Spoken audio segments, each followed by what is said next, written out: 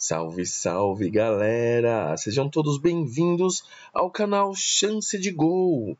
E hoje, sexta-feira, dia 3 de maio, vamos falar sobre a Copa do Brasil de 2024, sobre a terceira rodada da competição, que tivemos alguns jogos realizados ontem, quinta-feira, dia 2 de maio. Lembrando que só aqui no canal Chance de Gol nós falamos tudo sobre o Campeonato Brasileiro da Série A, da Série B, da Série C, da Série D. Falamos sobre a Copa Libertadores da América, sobre a Copa Sul-Americana e, que nem hoje, vamos falar única e exclusivamente sobre a Copa do Brasil de 2024, que tivemos aí os jogos de ida da terceira rodada emocionante. Você não pode perder nenhum segundo sequer deste vídeo, beleza? Então agora chega de delongas e vamos ao que realmente interessa. A terceira rodada da Copa do Brasil de 2024 teve início nesta última terça-feira, dia 30 de abril. E tivemos aí o confronto entre Bahia e Criciúma, onde o Bahia, jogando em casa, balançou a rede por 1-0. Bahia 1, Criciúma 0. No jogo de volta, o Bahia precisa de um empate para se classificar para as oitavas de finais. Também na terça-feira, dia 30 de abril, o Operário recebeu o Grêmio. E nesse jogo, ninguém balançou a rede. Agora o Grêmio leva esse jogo para casa em Porto Alegre e precisa de uma vitória simples para se classificar. Da mesma forma, o Operário, caso haja um empate, a decisão vai para penalidades máxima. Já também na terça-feira, dia 30 de abril, o Atlético Mineiro recebeu o Sport Recife. O Atlético Mineiro, jogando em casa, balançou a rede 2 vezes contra nenhuma do Sport Recife.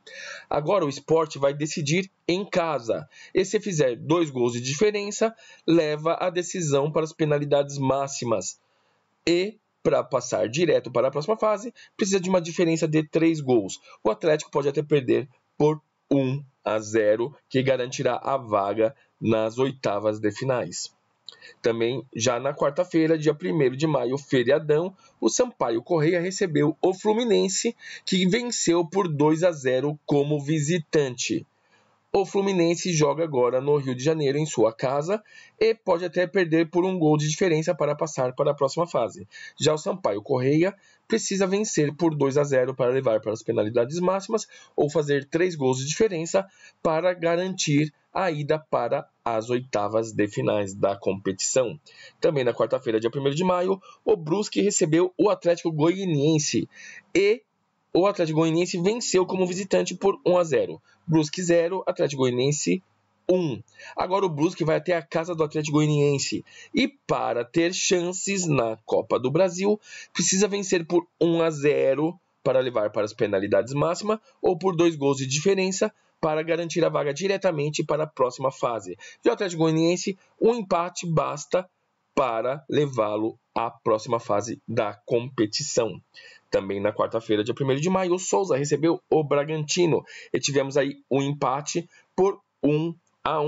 Um grande resultado aí, o time do Souza jogou muito bem e o Bragantino conseguiu um empate aí como visitante. Agora, no jogo de volta, daqui 20 dias mais ou menos, o time que vencer, o time que levará melhor nesse próximo jogo em Bragança, vai para a próxima fase da competição. Em caso de empate, não importa o placar, a disputa vai para as penalidades máximas. Continuando com os jogos desta quarta-feira, dia 1º de maio, que foi o feriado, o Ipiranga recebeu o Atlético Paranaense e conseguiu uma vitória em casa, que é muito importante levar uma vantagem para a casa do rival no jogo de volta. Ipiranga 2, Atlético Paranaense 1.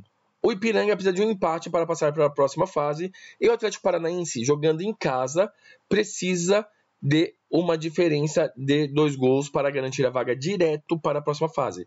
Caso a diferença seja de apenas 1 gol, a decisão vai para as penalidades.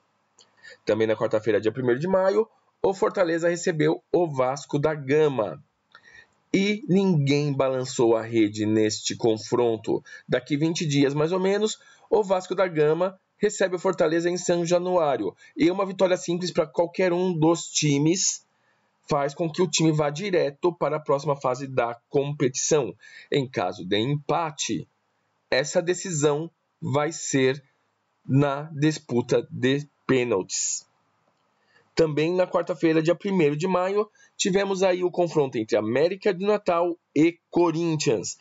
E o América balançou a rede do Corinthians uma vez e o Corinthians balançou as redes do América por 2 vezes, tirando uma invencibilidade do time de Natal de 16 jogos. Foi um excelente resultado para o time do Corinthians, pois conseguiu uma vitória fora de casa na Copa do Brasil.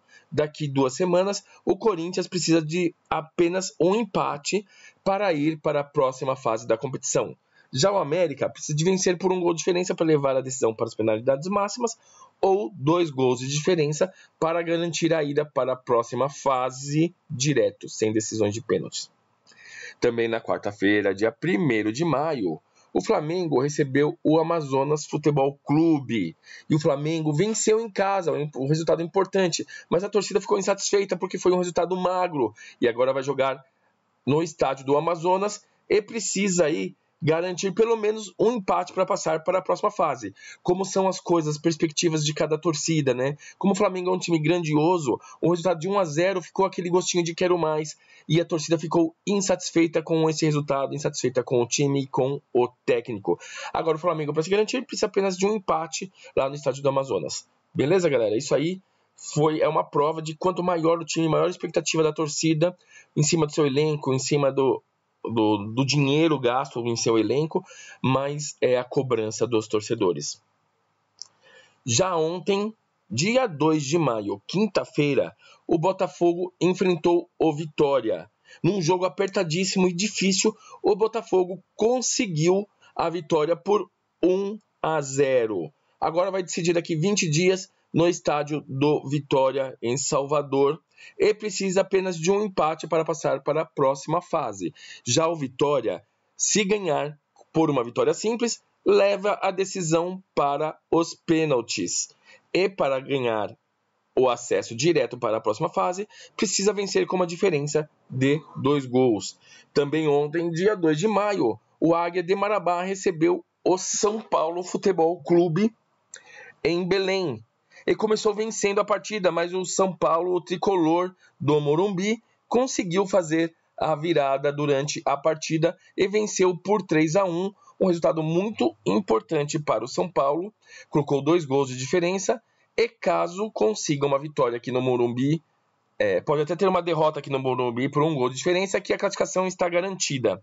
O Águia de Marabá precisa de vencer com uma diferença de 2 gols para levar a decisão para as penalidades máximas. O São Paulo, como falamos, até uma derrota por 1 gol de diferença, já garante a permanência para a próxima fase da competição. Também ontem, dia 2 de maio, o CRB recebeu o Ceará. E o CRB venceu em casa com um placar apertadinho, mas é importante triunfar em casa. E leva uma vantagem aí do empate para o estádio do Ceará daqui a 20 dias. CRB 1, Ceará 0. O Ceará, se vencer por um placar simples, também vai para a disputa de pênaltis. E caso vença por 2-0, consegue garantir a ida para a próxima fase diretamente. Também ontem, dia 2 de maio, o Palmeiras recebeu o Botafogo de Ribeirão Preto. E também teve um placar apertado, tomou um susto aí, venceu por 2-1, mas os 2 jogos, o gol de empate do Botafogo foi feito bem perto do final da partida, e o Palmeiras abriu o placar, fez a vitória após os 45 do segundo tempo. Assim, a torcida tomou um susto, um empate em casa para o Palmeiras seria muito ruim, mas agora o Palmeiras vai jogar na casa do Botafogo, dependendo de um empate. O Botafogo, se vencer com uma vitória simples, leva para os pênaltis, e para passar direto para a próxima fase, precisa vencer o Palmeiras com 2 gols de diferença. Finalizando os jogos de ontem, quinta-feira, dia 2 de maio, o Goiás recebeu o Cuiabá.